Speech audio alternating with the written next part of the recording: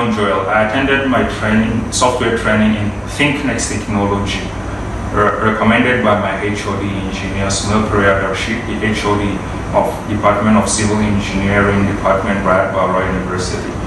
ThinkNEXT technology is equipped with conducive atmosphere and high qualified facilities for learning.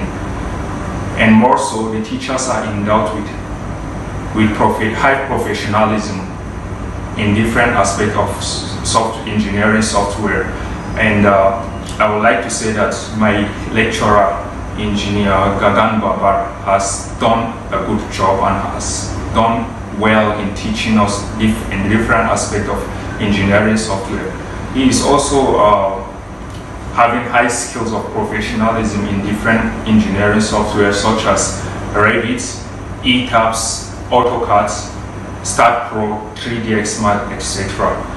And while under learning software engineering under my teacher, Engineer Gagan Babar, I've explored more about engineering software and I've learned a lot about engineering software.